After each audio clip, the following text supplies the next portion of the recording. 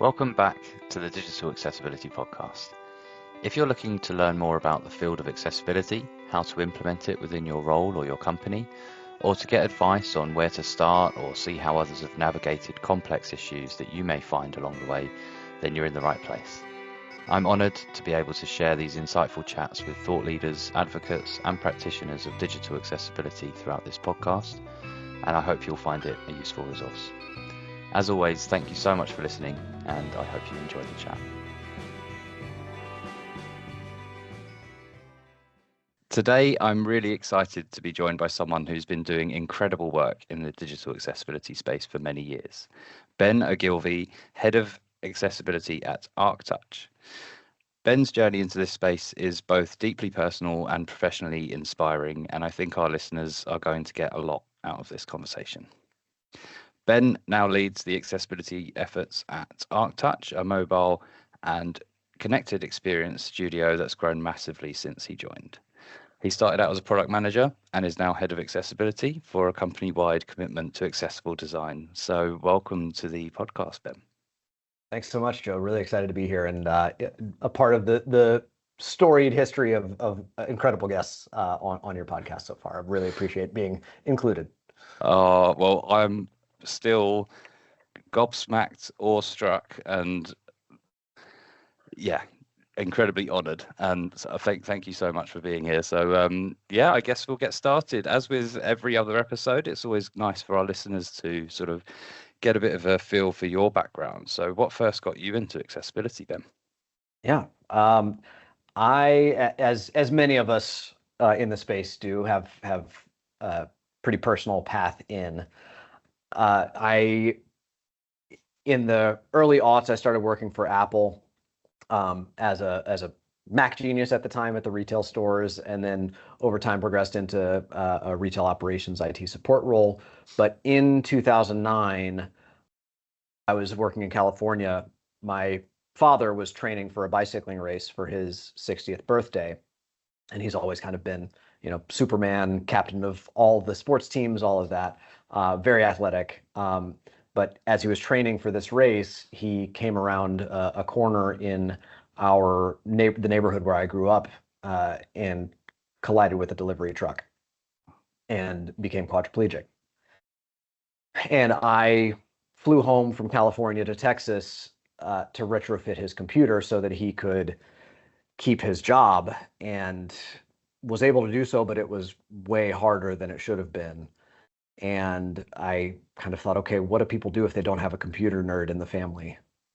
Something that's already life altering shouldn't also have to be career ending, but it nearly was for him.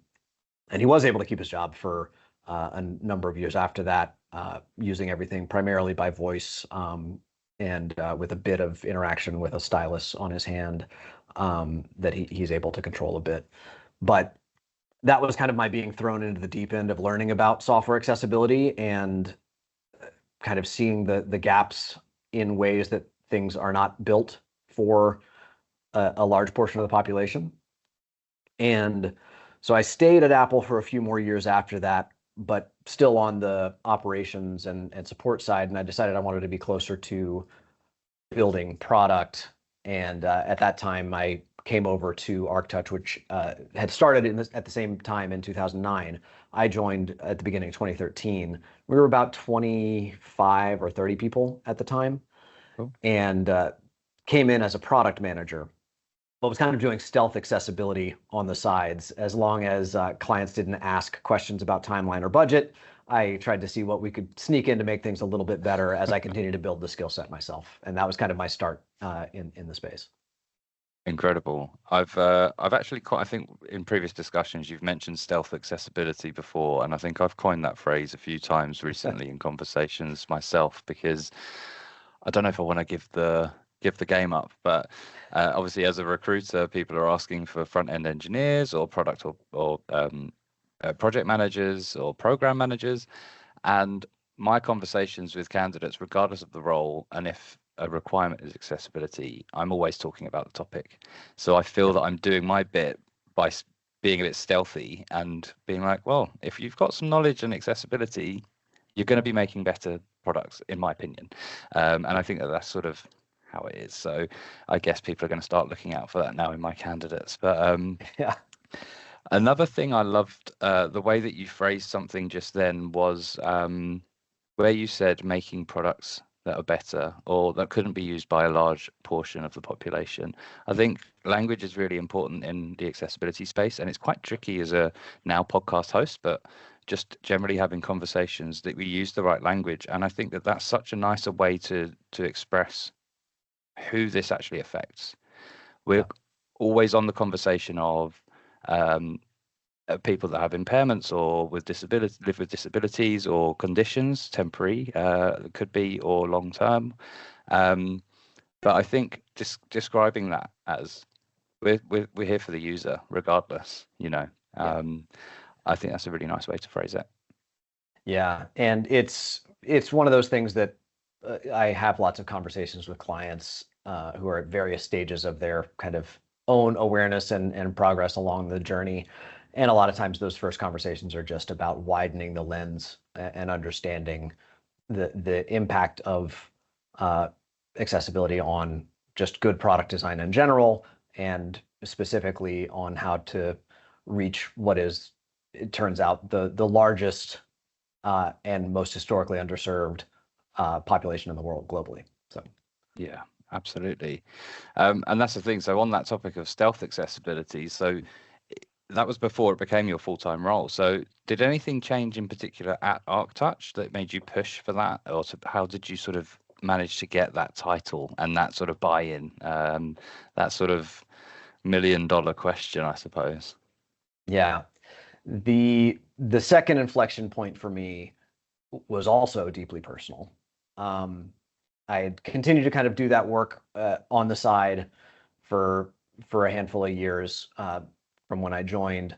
But in 2009, my wife and I had our first son, and we learned within 24 hours after he was born that he'd actually lost oxygen in utero for a period of time, which had resulted in some neurological differences, including epilepsy.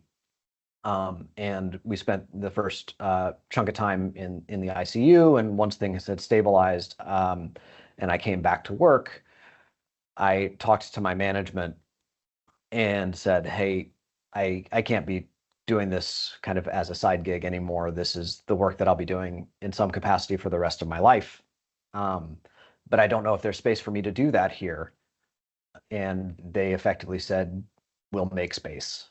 And they pulled me off of all my other projects and gave me the time and the room to build a program and a team and an approach to how do we do the same work we've always done for our clients, but from an accessibility first perspective.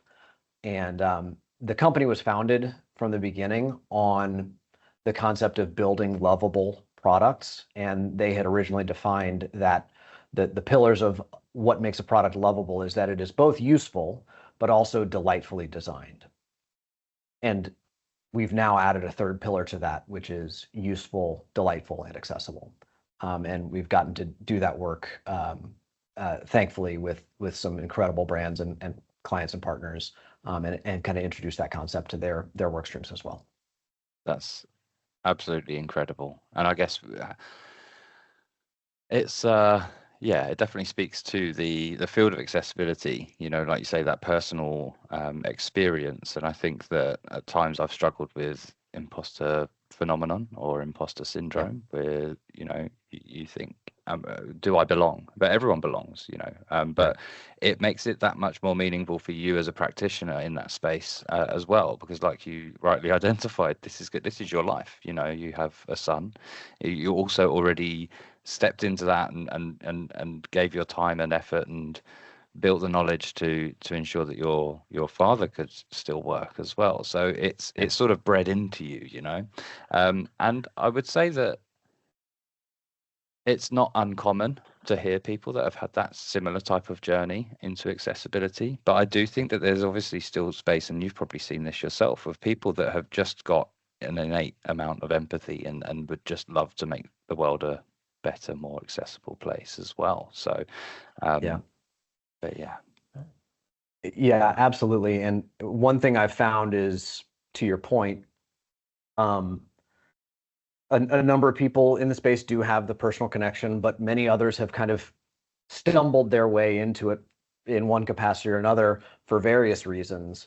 Um, and and then once it's one of those things that once you see it, you can't unsee it, right?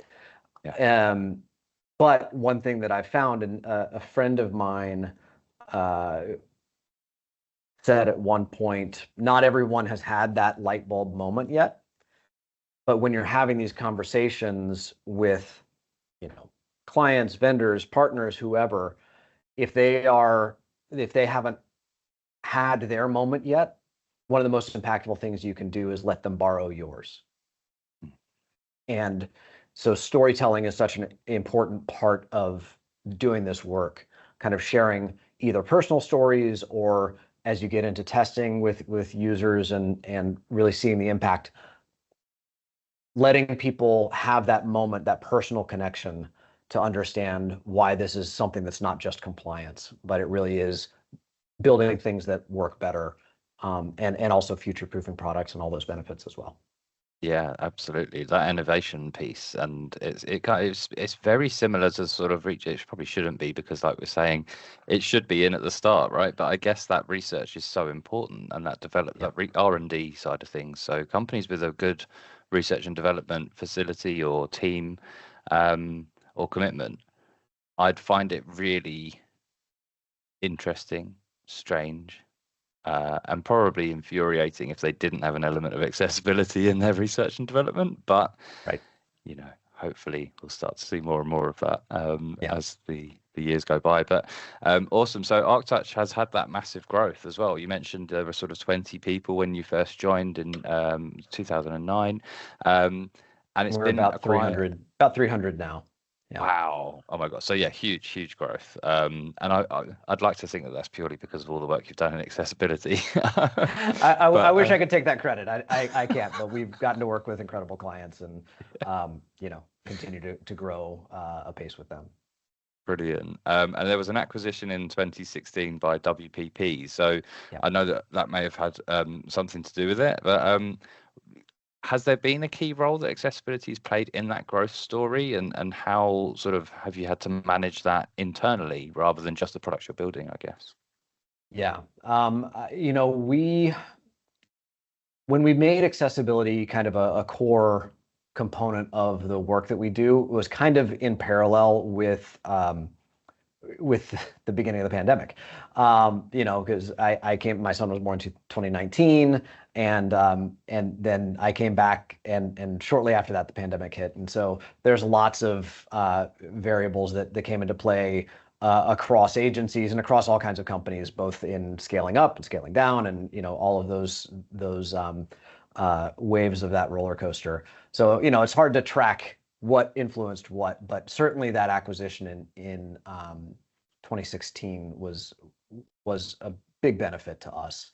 Um, since ArcTouch was founded in 2009, we've really gotten to work from the beginning with incredible brands, kind of punching above our weight, and getting to do good work with incredible global companies. But joining WPP absolutely accelerated that. Um, we get brought in as mobile specialists, as product specialists, and now as accessibility experts in some of the largest global clients that WPP has, and have gotten to do really exciting work in bringing accessibility as a foundational component to some of those clients that uh, you would hope would have a robust program already in place, but in some cases, just the operational inertia of some of those large companies just hasn't permitted that to flourish. And so we get to come in and say, hey, let's tackle this on this project.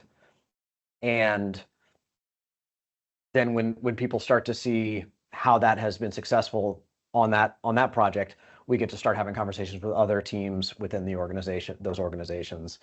And as part of WPP, we also get to collaborate with our sister agencies, show them the approach that we've built up to accessibility first product thinking, and then that's continued to drive further collaborations as more of the WPP network learns of that expertise. And so it's kind of this virtuous cycle.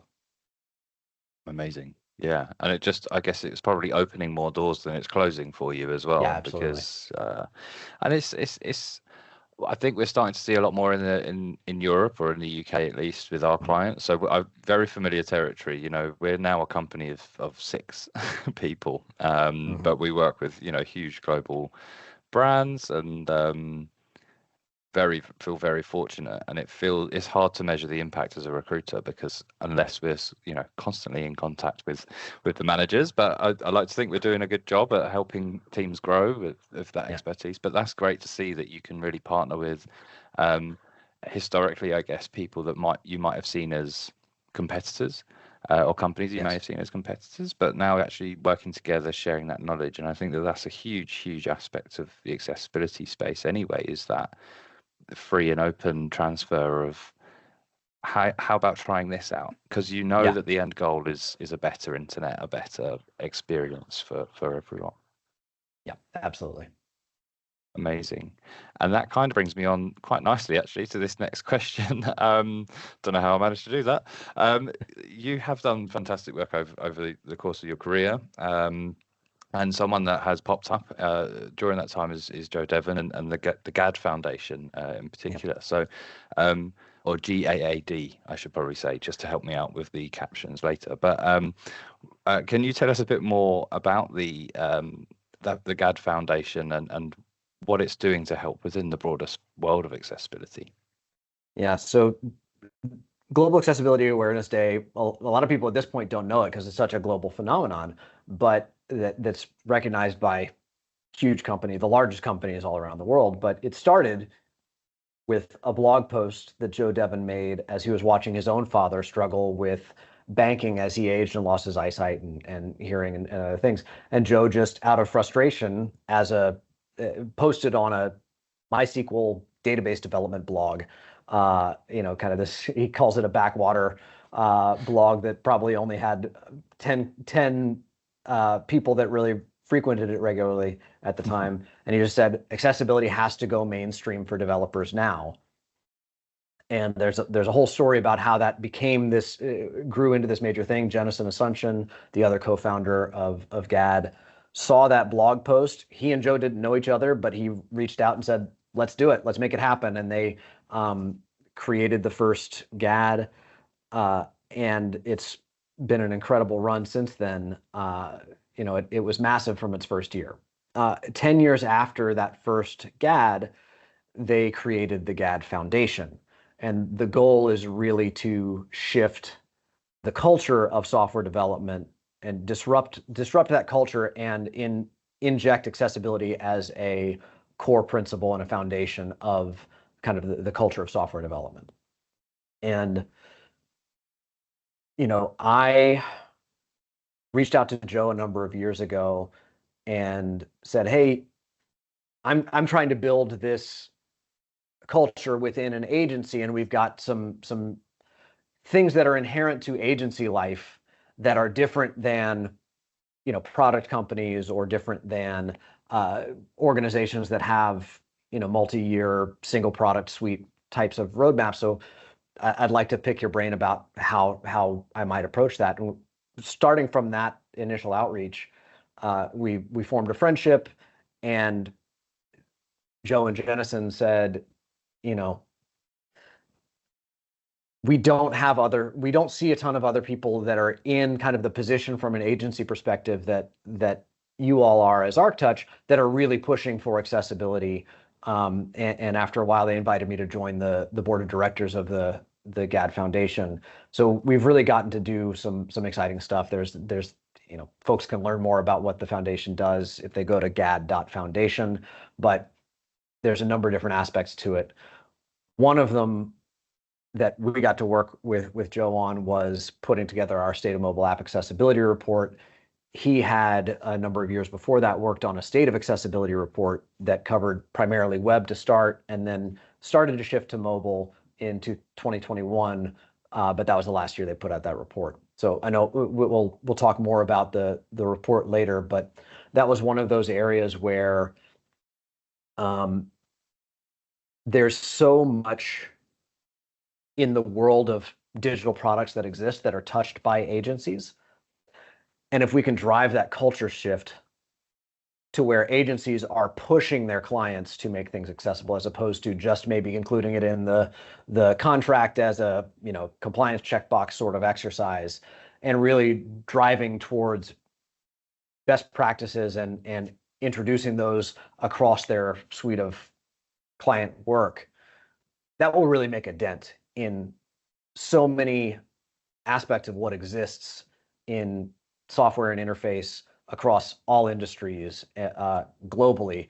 And so we really see that as one of the points of leverage that that we're working with as part of the GAD Foundation to try to add that not just into primarily software companies and global brands, but also the agencies that partner with them, and find those ways to kind of make those outsized ripples throughout the culture of development. Perfect. It sounds incredible. I mean, something that we've been talking about at PCR Digital as well, about how can we do more. Obviously, this podcast was born out of that, trying to raise the awareness, but there's only so much you can do as an external recruitment agency when you're introducing people. That's why the stealthy side of, they don't know it yet, but this person's going to be great for their accessibility. But then actually trying to have that conversation and push for it and advocate for it with decision makers, it's quite hard to get that face time. But I suppose, yeah, as an agency, or if we got larger pieces of work, then we could make that the gold standard. That's what we have to work with, and making it industry standard. Yeah.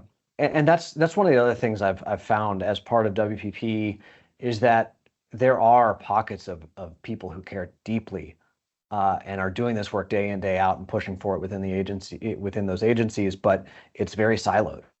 And so we've been working on identifying those kind of individual contributors or leaders within that global organization, and try to kind of de-silo that and have more conversations about how do we share best practices, how do we collaborate, and kind of level up the approach as a standard across agency work, and then communicate that out to clients and help them shift their own internal cultures by leading by example there. And that's how we kind of see that flywheel of growth and expertise growing.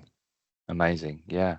And I guess when you leave behind a trail of that knowledge, I guess, do you as an agency provide any kind of like formal training or like e-learning and things that they can have, or? Yes. Yeah. So we've definitely built up our own internal training and processes over the years, because one of the things that we find is that, especially the majority of our work is about well over half of our work is native mobile, and accessibility in native mobile is a pretty niche, still a fairly niche expertise. It's growing, certainly. But one thing that we found is, while we've been able to hire great practitioners who have that experience, we've learned that really we do need to work on equipping our new hires as they come in to start growing that expertise internally, because there's just not enough of it in the places where we hire to expect that we can hire that senior expertise off the street, as it were. So we've definitely built up internal programs around ensuring we have a foundation of baseline training for all roles, and make sure everybody understands what's expected of them at a baseline. And then as people raise their hands and say, I'd like to know more, then we have the ability to dive deeper with them and support them in that growth. But certainly one of the most important things we've done is build out that expectation of kind of a baseline level of awareness and knowledge as people come in the door, that we can help them kind of both set that level, but also plant the seed of, this is an area where you can invest and grow. Yeah. Yeah. And I think that's brilliant. Planting the seed is excellent, because they might not know, they might not realize it when it's happening, but that could be such an invaluable piece of training that they receive, to grow their career into, huge ways. So no, that's great. And I know that some companies like Heather Hepburn mentioned on our, we did an episode for GAD, and she mentioned about the induction that they do. So it's a similar sort of scenario, but just making sure people are aware as well. So it's getting it as early on as possible is brilliant.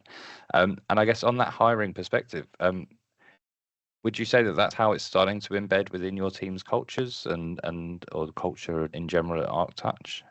Yeah, absolutely. You know, like I said, we've been fortunate to have people who have come to ArcTouch now because they see that it's something that we treat as a first-class citizen, and that we, you know, I've had a number of our people come in the door and say, hey, the fact that you all have a person in your role as a head of accessibility is not something I see a lot of other places.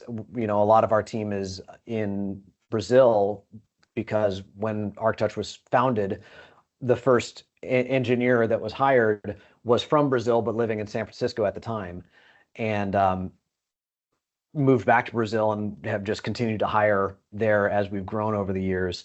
But a lot of our team has said, you know, we came to ArcTouch because we saw that was something you really cared about now, which is really a great thing. But also, plenty of folks come to us without that kind of knowledge, and so we've gotten to start to build that culture of awareness and expectation that they can then take to conversations when they're working with their clients, and say, you know, we've got this a little bit of knowledge. Let's have an initial conversation about it, and then a little while later, those clients will come back and say, hey, you talked about this. Can you tell us more about how you approach that? Which has been a great way to kind of see that knowledge and awareness grow. So Ben, you recently shared with me the State of Mobile App Accessibility, or SOMA, report before its public release. So I was very, very delighted. I did give it a read through, but I did give you feedback because I'm a horrible person. I was just caught up with so much else, but I really appreciated that sort of insight. But could you walk me and the listeners through some of the most important findings from that report and why it's going to matter to product teams today? Yeah, you know, we work with a lot of clients, specifically on their mobile apps, and one of the most common questions is, how are we kind of compared to, where's the industry overall on accessibility, and how are we doing by comparison?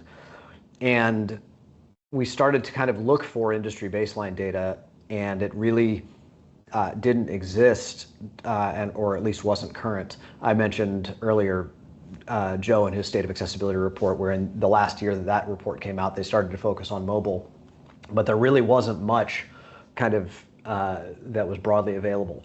On the web side, there's the WebAIM Million, which comes out every year. There's other data that exists out there for people to kind of benchmark web accessibility, but we really didn't find anything for mobile, so we decided, okay, I guess we need to do this ourselves. Yeah. Because we had a sense that, you know, mobile accessibility is, you know, in some ways further ahead because of the closed ecosystems on iOS and Android, and the work that Apple and Google do to provide developers with tools to build things accessibly, but they have to choose to do it and they have to know how to do it.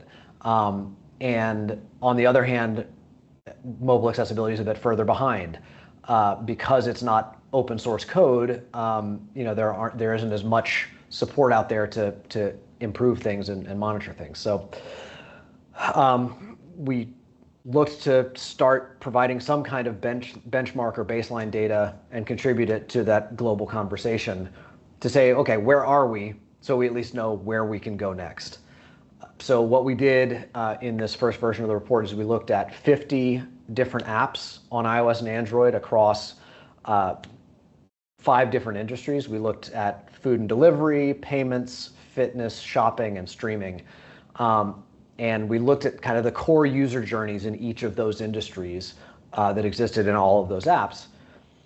And what we found was that 72% of those user journeys were likely to produce a poor or failing experience for users at some step in the user journey. And wow. An app is really only as good as its point of highest frustration.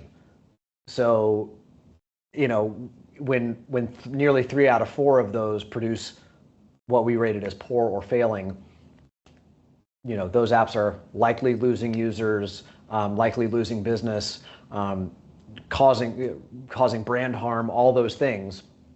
And, you know, when we looked at the different industries, we found that streaming media apps ranked the best, but even the best, that was still 60 out of 100 on the kind of normalized scale that we rated. So still a lot of ground to cover. And on the other side of the spectrum, we found that shopping apps and e-commerce apps rated the worst, with kind of across the industry an average score of 42 out of 100, which really was kind of baffling to us because that industry in particular has the most directly to gain, arguably, from building products that work for everyone who wants to buy from them. Yeah. And they're just leaving money on the table. So, you know, between those two extremes of testing, the other three industries, we saw a lot of common patterns of kind of baseline stuff that is not that hard to get right. And then you get into more complex things, but there's a lot of baseline stuff that developers and product teams could be doing better. But we think it's a lack of awareness, lack of training and skill set, and a lack of consistency. One thing that we found was it seemed as though where we could tell some attention had been paid, it was kind of piecemeal.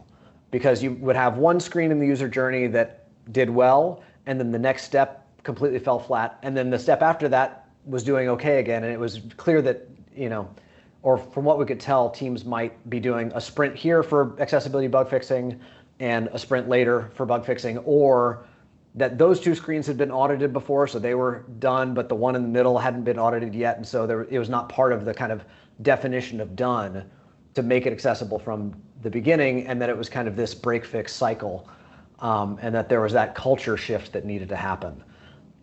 You know, and why it matters, obviously there's the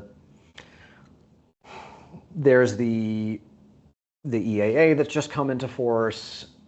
There's lots of statistics around the business case and the addressable market, but one of the things that we wanted to make sure we included in the report beyond just the statistics was the human impact, the real, like, why it matters on a personal and individual user scale.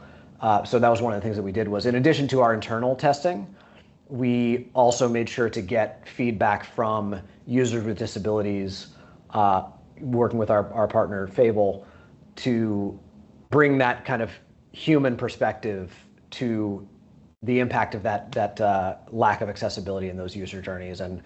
And so for each industry, we have kind of a section on that insight in, and allowing, like I said earlier, allowing the readers of the report who maybe don't have that firsthand experience to borrow their story a bit and understand a little bit more why it matters beyond the compliance and even the business case as well. Yeah. And one of the things we didn't want to do was just make it, you know, a WCAG focused report. We really looked at that entire end-to-end user journey and how consistently or not different assistive technologies were supported. And hopefully, you know, we've had lots of great conversations since then. The report has been really well received, and you know, it has sparked some good conversations with brands and teams, and both individual practitioners who have said, this is the data I needed to go make a case to my management to do something differently, which has been really great to hear. Amazing. Yeah, and I think it's sort of arming people then with that data. I mean, there's so many business decisions that are purely based on data these days, aren't they? I mean, yeah. So if you don't have that to back you up sometimes, and a lot of people will see WCAG as guidelines, and then when you're challenged on by decision makers or senior stakeholders within companies, why do I need to do that? It's like, oh, well, these guidelines. It's like, okay, but it's a guide, so it's a nice to have, you know, and it's so easy to use that as that language. But yeah, that's amazing. So it's incredible you've put that work together, like done that work to put that together. Yeah, and one of the other kind of aspects of the work that's being done is, you know, the W in WCAG stands for web, right? Yeah. And so for native mobile teams in particular, it's been a challenge to really understand how does WCAG apply to native mobile. So that's another aspect of kind of work that we're doing. We've got a member of our team who's on the W3C's Mobile Accessibility Task Force to help provide that that translation of how does WCAG apply to native mobile. Because a lot of teams have been, for years now, kind of having to do that work internally, and it's led to inefficiency and inconsistency across kind of interpretations and approaches.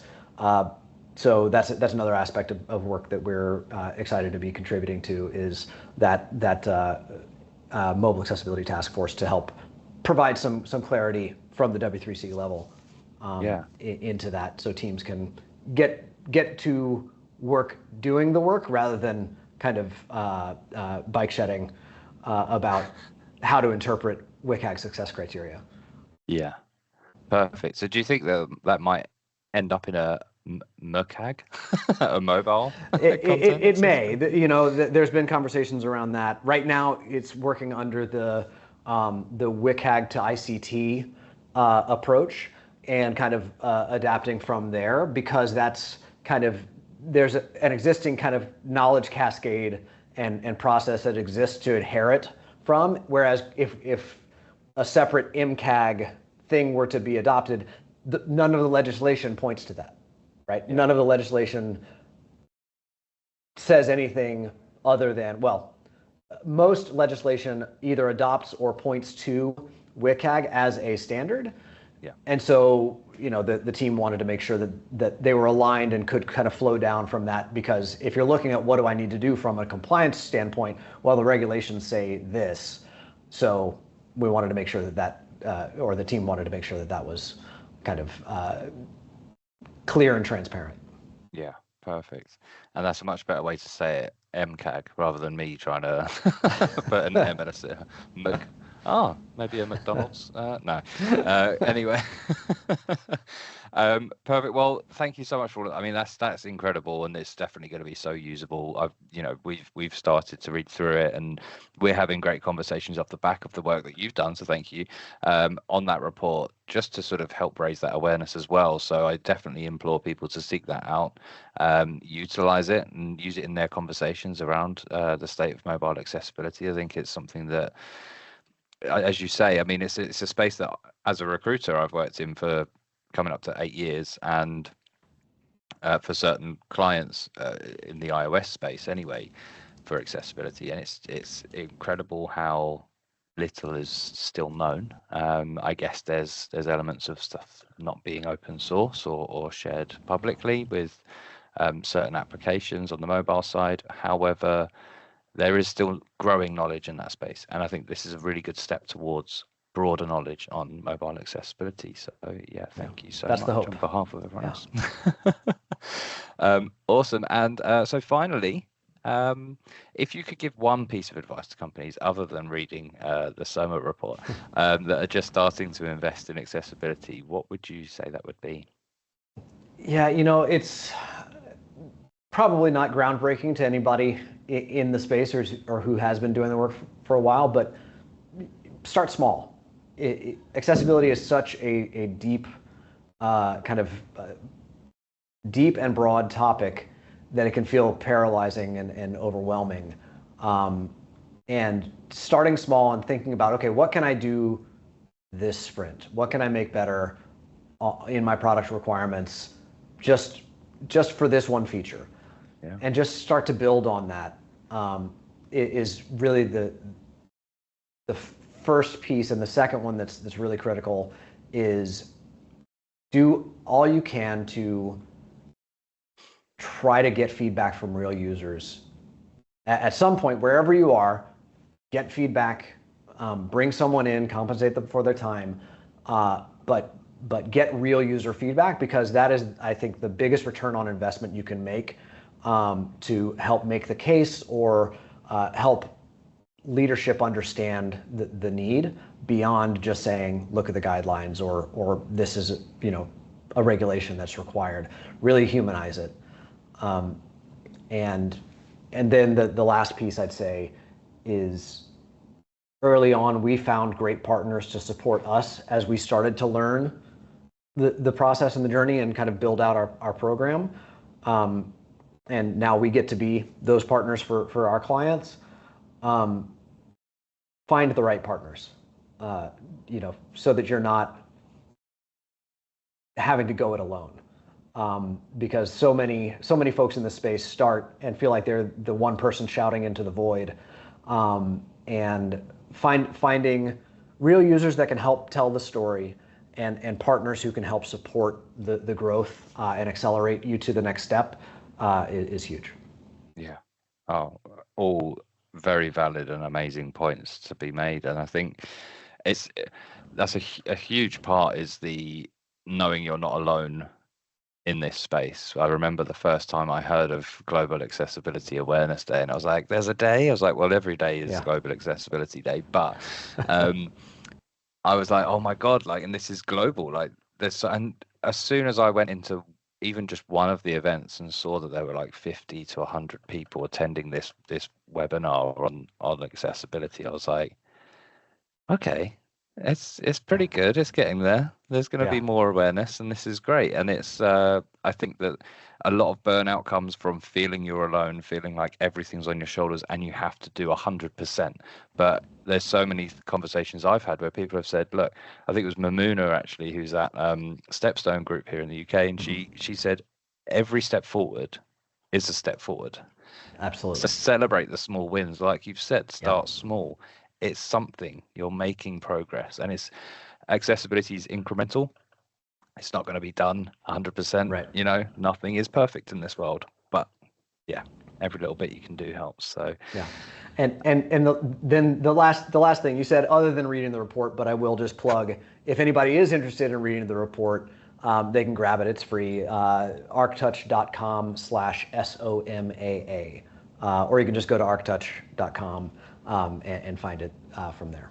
That's incredible. Thank you so much. I'll make sure that's absolutely linked as well below. So if anyone's watching on YouTube, or there should be links in the description as well. So hopefully make it as easily accessible to anyone that would like to find it. Do my little bit there. But perfect. Ben, thank you so much for joining me for not just today. We've had some great conversations over the couple of years, and just looking forward to getting to know you better and staying in touch. So thank you so much. And I guess thanks everyone for listening. Joe, it's been great to be on. I really appreciate it.